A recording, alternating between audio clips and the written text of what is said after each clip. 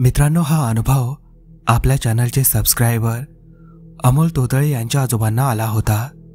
तर पुढील अनुभव ऐकूया त्यांच्या शब्दात। नमस्कार मित्रांनो, मी अमोल। मी जो अनुभव आज तुम्हाला सांगणार आहे तो माझ्या आजोबांना आला होता। माझे राहणे चंद्रपूर येथील एका गावात होते। मी लहानाचा मोठा त्याच गावात झालो। शिक्षण पूर्ण होताच सरकारी नोकरी मिळाली आणि मी चंद्रपूर येथे शिफ्ट होण्याचं ठरवलं। तेथेच मी माझा स्वतःचा फ्लॅट घेऊन राहू लागलो। मित्रांनो, माझ्या फॅमिलीमध्ये मी, माझे बाबा, आई आणि आजोबा असे आमचे कुटुंब। आजी बऱ्याच वर्षापूर्वी वारली, त्यामुळे आजोबांना फक्त आमचाच आधार होता। आम्ही चंद्रपूरला शिफ्ट झालो तेव्हा आजोबांना सुद्धा सोबत घेणार होतो, पण मग गावाकडील शेतीकडे दुर्लक्ष होईल म्हणून आजोबांनी गावामध्येच राहण्याचे ठरवले। आजोबा आमच्या फ्लॅटमध्ये येऊन बरेच दिवस झाले होते। त्यांचे आणि माझे नाते अगदी खूपच प्रेमळ होते, त्यामुळे मधून ते मला फोन करत। त्यांना फोन समजत नसल्यामुळे आजोबा शेजाऱ्यांना फोन लावून मागत। मी त्यांना फोन घेऊन देतो म्हटलं तर ते मला म्हणायचे, "कुठं रे बाबा, मला कळतं तो फोन, राहू दे, मला आठवण आली की मी करतोच बाजूच्या घरातून." मी खूप वेळा त्यांना फोन देण्याचा प्रयत्न केला, पण त्यांनी घेतला नाही। शेवटी आम्हाला आठवण आली की आम्ही सुद्धा त्या शेजाऱ्यांना फोन लावत असू। आमची आणि आजोबांची बरेच दिवस भेटच झाली नव्हती, त्यामुळे आजोबांना इकडे येण्यास सांगितलं। "अहो आजोबा, या की इकडे, चांगले 2-3 महिने राहा." त्यावर आजोबा म्हणाले, "नाही रे पोरा, पीक वर आलंय, एवढा वेळ थांबू नाही शकत, 2-3 दिवसासाठी येतो." असे म्हणून आजोबा दुसऱ्या दिवशी गावातून चंद्रपूर येण्यासाठी निघाले। आमच्या गावाचे आणि चंद्रपूरचे अंतर जवळपास 100 किलोमीटर आहे। तेवढं तरी बरं की गावात रेल्वे स्टेशन आहे, तेथून एक ट्रेन जाते, पण त्या ट्रेनचा टायमिंग जरा लेट होता, कारण ती ट्रेन सरळ रात्रीचे 2-3 वाजता चंद्रपूरला येत असे। आजोबा आपली बॅग खांद्याला अडकवून स्टेशनवर आले।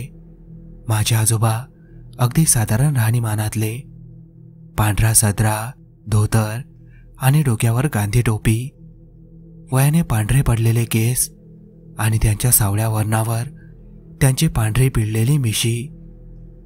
ट्रेन गावातून 10:30ची होती। आजोबा 10 वाजता स्टेशनवर आले होते। स्टेशन रात्रीचे सुनसान, काही 1-2 माणसे दिसत होती, पण सगळीकडे अंधार होता, रातकिड्यांची किरकिर। आजोबा स्टेशनवरच्या बाकावर बसले होते।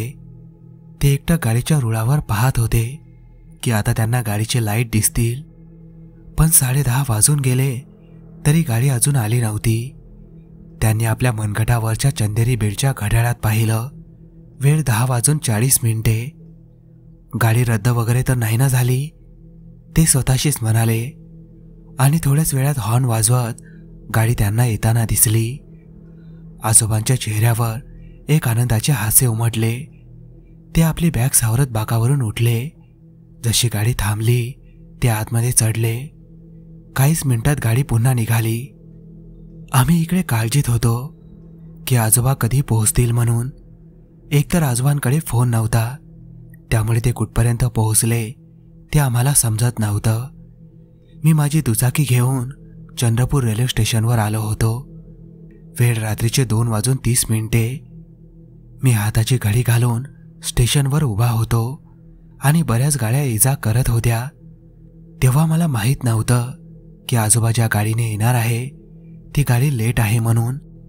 मी वाट पाहून थकलो होतो आणि आजोबांची काळजीही वाटत होती, आणि रात्रीचे 4:30 वाजता ती ट्रेन आली ज्यामध्ये आजोबा बसले होते।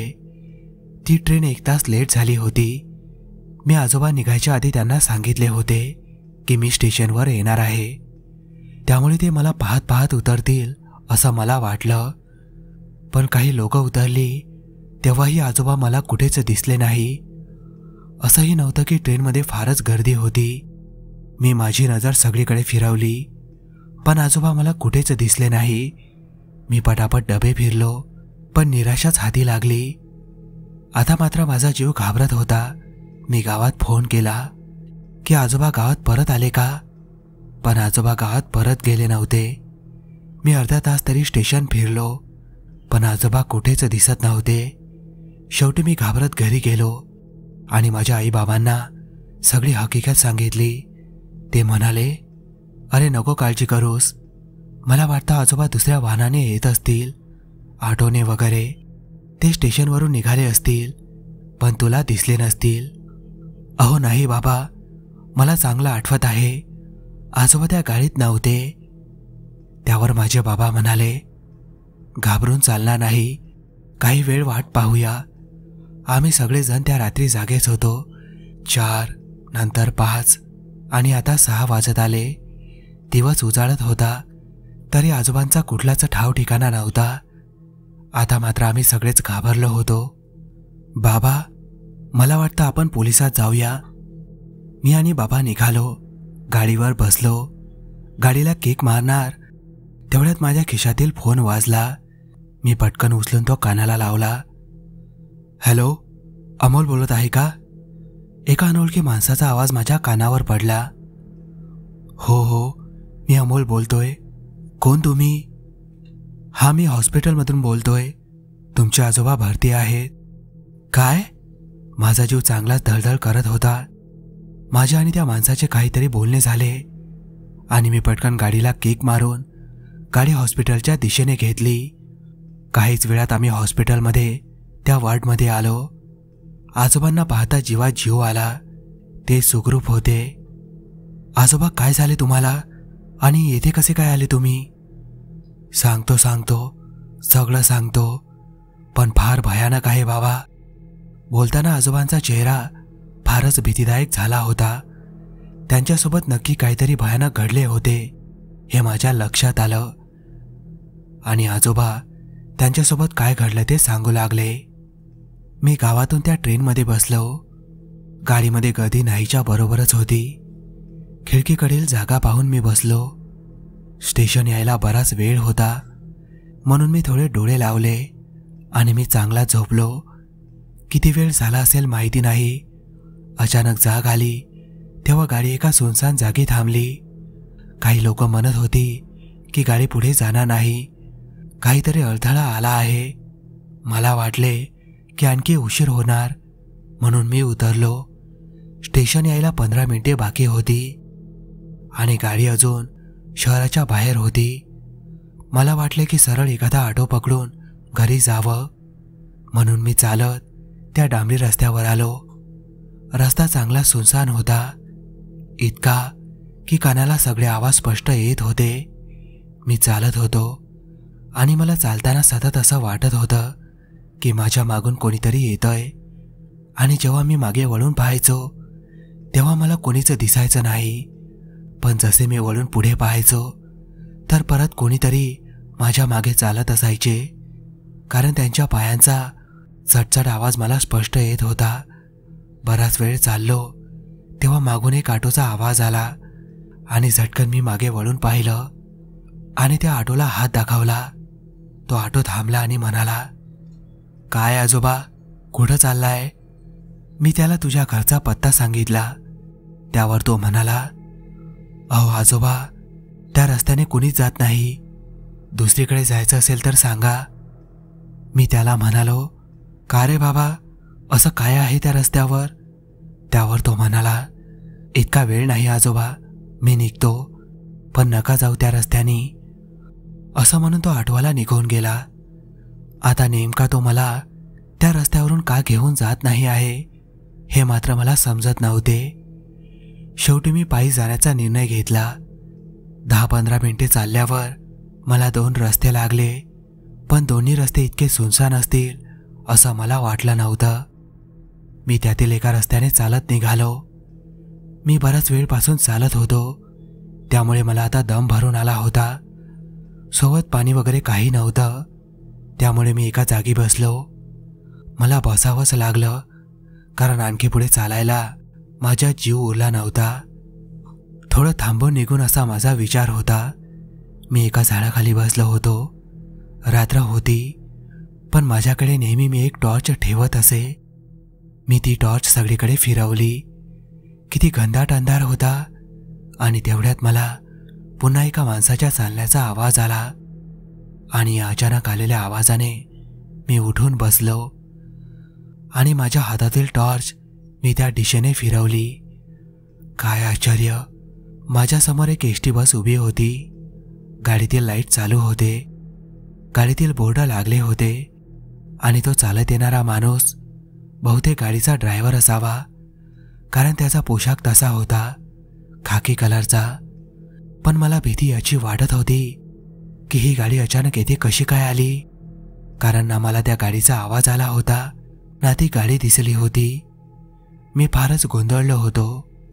तो बसचा ड्रायव्हर चालत रोडच्या दुसऱ्या बाजूने गेला आणि तेथे उभा राहून तो समोरच्या जंगलाकडे पाहत उभा होता.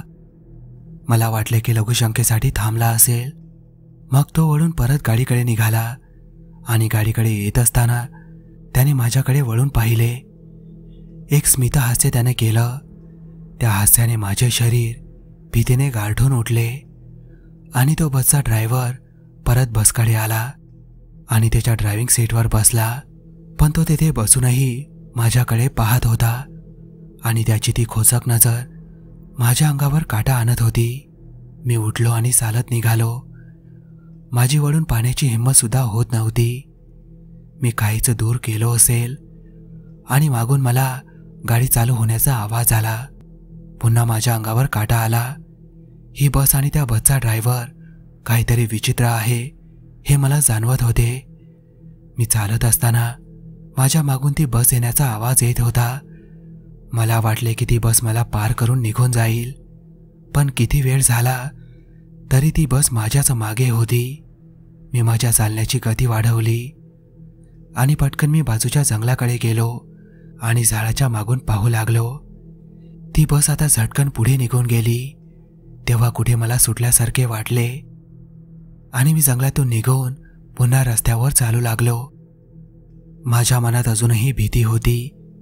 आता मला समजले होते की तो ऑटो आला या रस्त्याने रात्रीचा काय येत नसावा, पण मी आता अगदी सावध होतो. पुन्हा काही वेळ चालल्यावर रस्ता उतरता होत गेला आणि तेवढ्यात पुन्हा मला माझ्या मागून बस येताना दिसली आणि ती एसटी बस हॉर्न वाजवत येत होती. ती बस अगदी माझ्याजवळ येत होती. गाडीमध्ये तोच ड्रायव्हर होता आणि ती बस पूर्ण प्रवाशांनी भरून होती. असं वाटत होते की ती गाडी कंट्रोलमध्ये नाही, कारण त्या गाडीतील लोक जोरजोरात ओरडत होती. एक बाई तिचे तोंड काढून माझ्याकडे पाहत ओरडत होती, वाचवा, आम्हाला वाचवा. आणि ती बस माझ्याजवळ आलीच होती की मी माझे अंग दुसऱ्या बाजूने झोकून दिले. ती बस वेगात पुढे निघून गेली, पण ती गाडी रस्ता उतरताच वेडी वाकडी होत एका मोठ्या झाडाला धडकली. मी पुन्हा भीतीने गांगरून उठलो आणि धावतच त्या बसकडे गेलो. आता काही वेळापूर्वी मला ती बस पूर्ण प्रवाशांनी भरून दिसली होती, पण आता त्या बसमध्ये मला एकही जण दिसत नव्हता.